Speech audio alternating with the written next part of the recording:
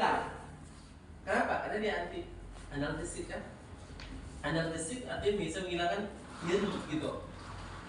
Jadi ibu-ibu banyak orang yang nggak paham bahwasanya herbal itu lama. Enggak. Jadi kalau kita minum obat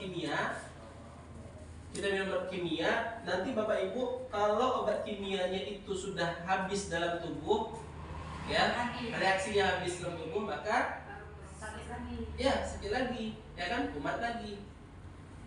Itu berapa lama? Tergantung sekeras apa obat kimia yang ibu minum. Berarti kan tergantung ini Ustaz. Ya pastilah. Obat kimia tidak ada yang tidak ketergantungan. Pasti semua tergantung. Kenapa? Karena bukan obat penyakit yang disembuhin, tapi efek nyerinya, kemudian sakitnya itu yang dibius. Ya. Jadi harus paham juga bedanya obat kimia.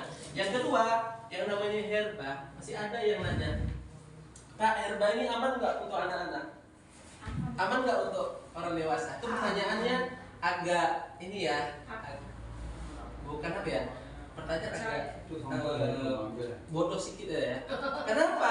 Karena yang namanya herba itu nggak melihat jenis umur, ya. Dia nggak punya jenis kelamin. Nggak punya jenis kelamin, ya, nggak punya jenis umur. Jadi gimana Pak? Kalau mustika darah dikonsumsi, boleh untuk laki-laki? Sangat bagus.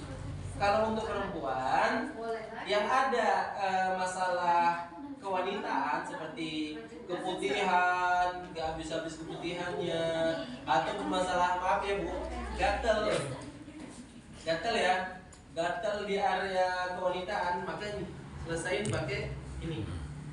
Ini paket suami istri romantis, ya, paket suami